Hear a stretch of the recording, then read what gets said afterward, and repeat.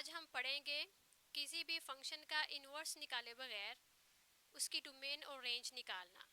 इससे पहले हमने डिफरेंट फंक्शंस की डोमेन और रेंज निकालना सीखा है। उसमें रेडिकल फंक्शंस थे, पॉलिनोमियल फंक्शंस थे, रैशनल फंक्शन थे और उसके अलावा हमने फंक्शन का इन्वर्स निकालना भी सीखा है।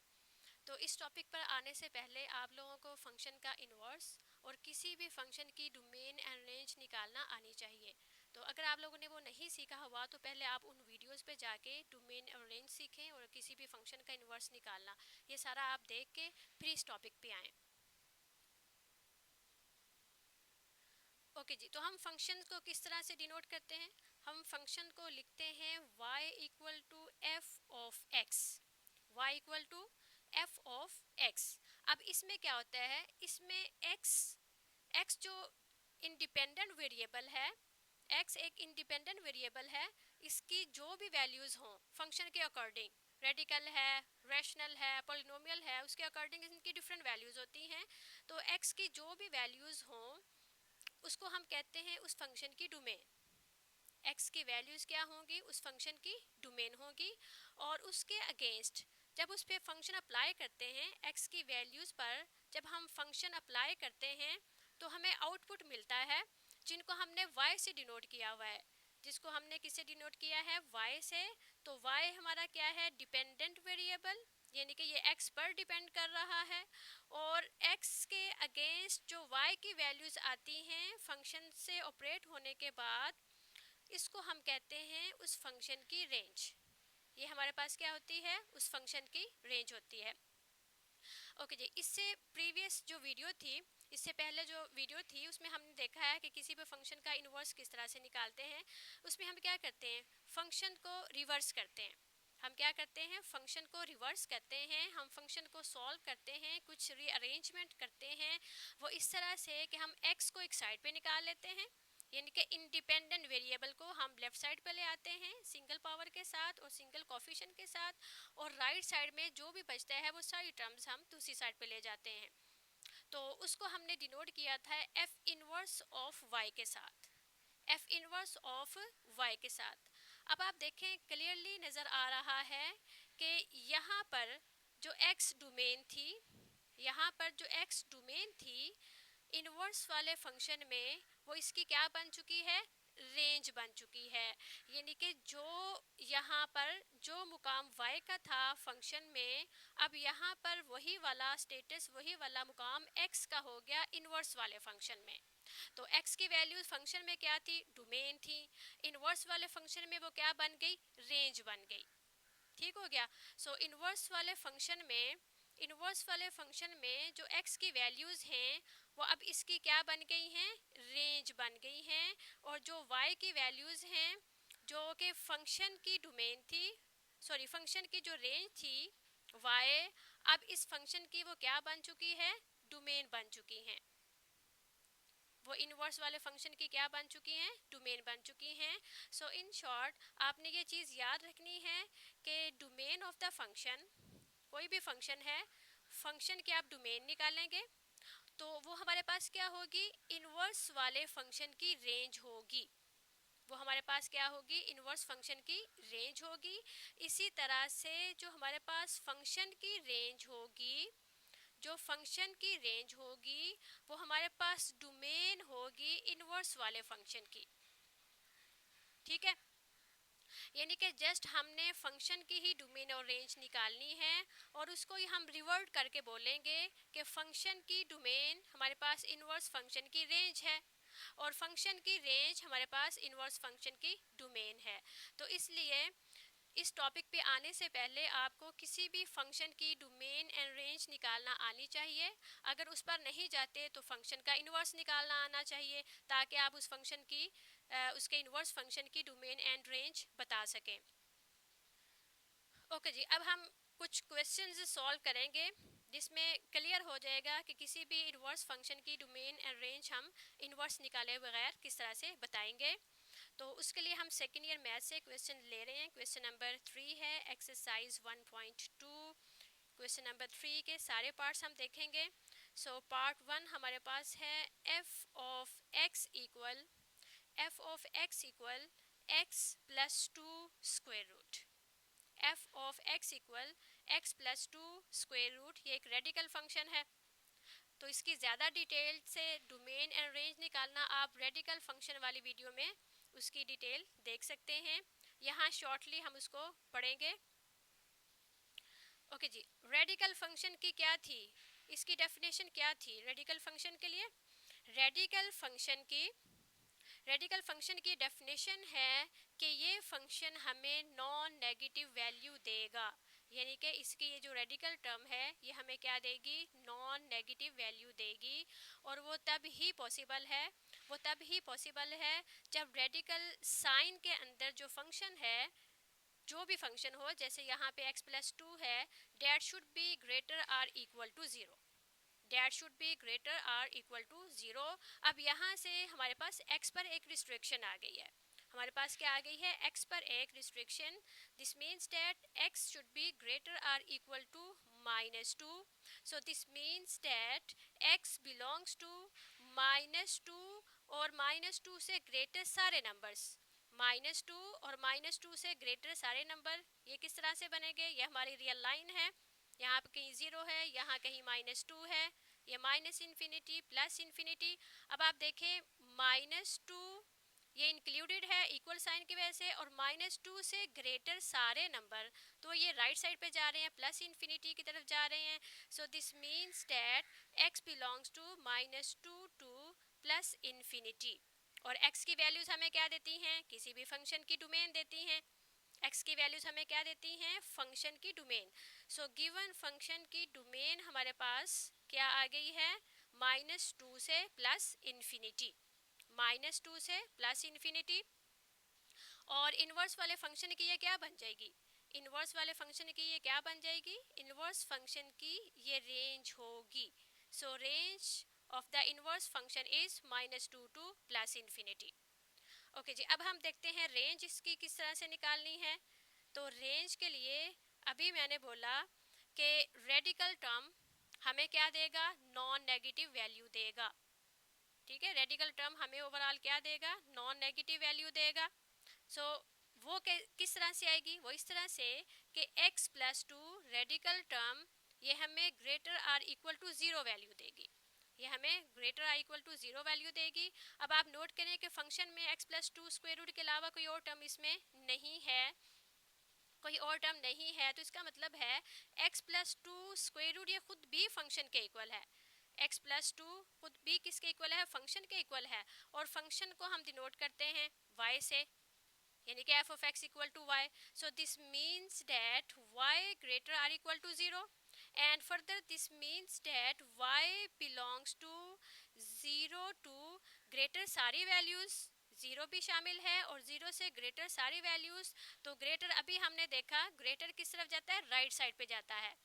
ठीक है, तो ये जीरो से ग्रेटर पॉजिटिव इन्फिनिटी की तरफ जाएगा। So y belongs to zero to plus infinity, y इसमें शामिल है। ठीक है, अब ये क्या थी, फंक्शन की रेंज थी, ये हमारे पास क्या थी, फंक्शन की रेंज है। तो ये क्या होगी, इनवर्स फंक्शन की ये क्या होगी, डोमेन होगी। सो this is the domain of inverse function, so this is the domain of inverse function.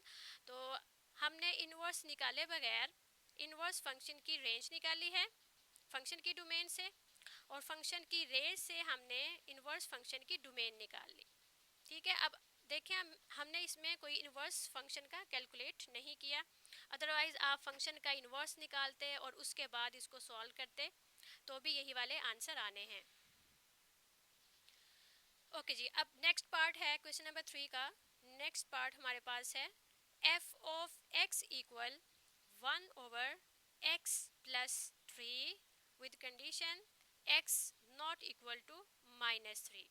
ठीक है, हमने इसके इनवर्स फंक्शन की डोमेन एंड रेंज निकालनी है।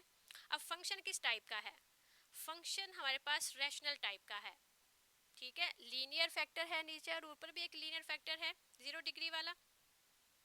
तो इसका डिटेल डोमेन एंड रेंज निकालना हमने रैशनल फंक्शन वाली वीडियो में पढ़ा है। वहाँ पर मैंने इसका एक फार्मूला डिफाइन किया था कि कोई भी रैशनल फंक्शन हो, लीनियर फैक्टर ऊपर हो, लीनियर फैक्टर नीचे हो, तो उसकी आप डोमेन और रेंज जो है वो किस तरह से निकाल सकते हैं डायरेक्टली, बगैर कैलकुलेशन किए आप किस तरह से निकाल सकते हैं। ओके जी, वहाँ हमने देखा था कि इस टाइप का फंक्शन हो, रैशनल फंक्शन, लीनियर फैक्टर ऊपर है, लीनियर फैक्टर ही नीचे है, तो फंक्शन की डोमेन के लिए फार्मूला हमारे पास जनरेट हो गया था, all real numbers except minus D over C. ठीक है, अब d ओवर c का कॉम्बिनेशन हम यहाँ से देख सकते हैं, ये d की वैल्यू है, c की वैल्यू है, इसी तरह a और b की वैल्यूज़ हैं, इनको हम फंक्शन से पहले आइडेंटिफाई करेंगे, फार्मूले में लगाएंगे, वहाँ से हमारे पास गिवन फंक्शन की डोमेन एंड रेंज आ जाएगी। तो अब देखें, ये जो गिवन फंक्शन है इसकी डोमेन क्या होगी, गिवन फंक्शन की डोमेन क्या है, इसको कंपेयर करेंगे उसके साथ। तो यहाँ देखें a क्या आ रहा है, इस फंक्शन में a क्या है, हमारे पास 0 है क्योंकि ऊपर x की कोई टर्म नहीं है, और b हमारे पास किसके इक्वल है, 1 के इक्वल है, c किसके इक्वल है, नीचे वाला जो x है उसका कोफिशिएंट ये 1 है, और उसके बाद d किसके इक्वल है, d इक्वल टू 3 है। आप वैल्यूज लगाएं, so domain of f will be all real numbers except minus d over c। d कितना है, 3 है, और c कितना है, 1 है। सो d कितना है, 3 है, c कितना है, c कितना है, 1 है, ये माइनस साइन है। सो ऑल रियल नंबर्स एक्सेप्ट -3। ठीक है, और रियल नंबर्स में से -3 निकाल दें तो हमारे पास फंक्शन की आ जाएगी डोमेन, हमारे पास क्या आ जाएगी, फंक्शन की डोमेन आ जाएगी। अब रेंज भी हम इस तरह से निकालेंगे, फंक्शन की रेंज हमारे पास इसकी क्या बनेगी, रेंज के लिए फॉर्मूला है all real numbers minus a over c। आप देखें a हमारे पास क्या है, 0 है, c कितना है, 1 है, c कितना है, 1 है। So 0 by 1 means 0 number, so all real numbers except 0, ये हमारे पास आ गई फंक्शन की डोमेन, रेंज, ये हमारे पास क्या आ गई, फंक्शन की रेंज आ गई है। ओके जी, हमने निकालनी है इनवर्स फंक्शन की डोमेन एंड रेंज, हमने निकालनी है इनवर्स फंक्शन की डोमेन एंड रेंज।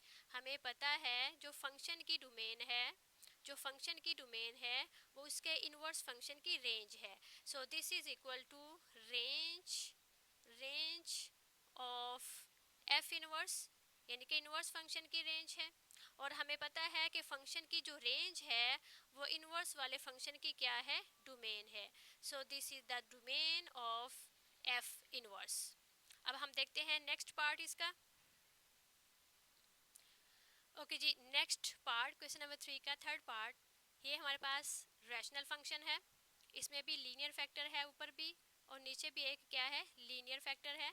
यहाँ से पहले आइडेंटिफाई कर लें, a की वैल्यू हमारे पास क्या है, 1 है, और b हमारे पास क्या है, -1 है, c की वैल्यू 1 एंड d इज -4। ठीक है, अब हम फंक्शन की निकालेंगे डोमेन।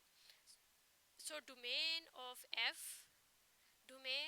f क्या फार्मूला था इसका, all real numbers accept -d over c, all real numbers accept -d over c। So all real numbers accept d की वैल्यू आप पुट करें -4, c की वैल्यू 1 है, इसको सिंप्लीफाई करें। सो ऑल रियल नंबर्स एक्सेप्ट -4, ये हमारे पास आ गई फंक्शन की domain which is actually the range of inverse function. ये हमारे पास क्या आ गई, इनवर्स फंक्शन की रेंज आ गई। अब साथ ही हम फंक्शन की रेंज निकालेंगे, रेंज का फॉर्मूला भी लगाएंगे, तो वो था हमारे पास all real numbers except a over c, all real numbers except a over c। So all real numbers except a की वैल्यू हमारे पास क्या है, 1 है, c हमारे पास क्या है, 1 है। सो all real numbers accept 1 which is actually the domain of f inverse, ये हमारे पास क्या आ गई, इनवर्स फंक्शन की डोमेन आ गई। ठीक है, अब हमने इनवर्स निकाले बगैर उसके इनवर्स फंक्शन की डोमेन एंड रेंज निकाल ली है। अब लास्ट पार्ट है हमारे पास, है ओके जी, लास्ट पार्ट फोर्थ पार्ट हमारे पास है x -5 whole square with condition x greater or equal to 5। तो ये मैंने पहले भी डोमेन एंड रेंज वाले सेक्शन में बताया था कि जब भी फंक्शन के साथ x पर रिस्ट्रिक्शन हो, x पर कंडीशन हो, तो हमारी जो फंक्शन की डोमेन है वो क्या हो जाती है, रिस्ट्रिक्ट हो जाती है। हमारे फंक्शन की डोमेन क्या हो जाती है, रिस्ट्रिक्ट हो जाती है। अब यहाँ से इस कंडीशन से, इस रिस्ट्रिक्शन से हमें ये क्लियरली पता चल रहा है कि x की वैल्यूज हमने 5 लेनी है। x की वैल्यूज हमने क्या लेनी है, x की वैल्यूज हमने या तो 5 लेनी है या 5 से ग्रेटर, और ग्रेटर हम किस तरफ जाते हैं, राइट साइड पे जाते हैं। 5 लेनी है या 5 से ग्रेटर लेनी है, ये x पर रिस्ट्रिक्शन आ गई, और x की वैल्यूज हमें क्या देती हैं, फंक्शन की डोमेन देती हैं। So the domain of this function is 5 to plus infinity, 5 to plus infinity, and which is actually the range of f inverse. ये हमारे पास आ गई फंक्शन की रेंज।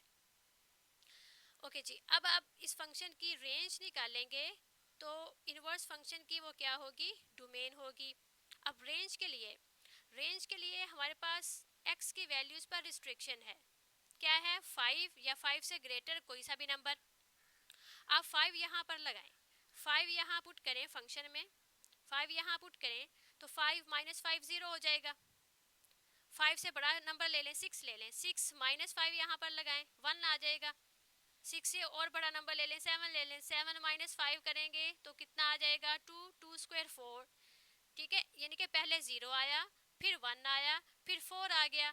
अब हमें पता चल गया है कि मिनिमम नंबर 0 है, बाकी जितने भी नंबर्स हम x की वैल्यूज डालते हैं फंक्शन में, हमें 0 से ग्रेटर वैल्यूज मिल रही हैं। हमें क्या मिल रही हैं, 0 से ग्रेटर वैल्यूज ही मिल रही हैं। So this means that range of the function will be 0, और 0 से ग्रेटर सारी वैल्यूज तो वो किस तरफ, प्लस इन्फिनिटी की तरफ जाएंगी। 0 इसमें इंक्लूडेड है इक्वल साइन होने की वजह से। सो this is the range of the function which actually is the domain of inverse function. ये हमारे पास इनवर्स फंक्शन की डोमेन आ गई है। तो ये थी एक्सरसाइज 1.2, उसका लास्ट क्वेश्चन, उसके 4 पार्ट्स हैं, ये सारे हमने सॉल्व किए हैं। उनके फंक्शंस की इनवर्स निकाले बगैर, फंक्शन का इनवर्स निकाले बगैर हमने उसकी डोमेन एंड रेंज बताई है। उम्मीद है आप लोगों को समझ आई होगी। So please like and subscribe my channel for more videos.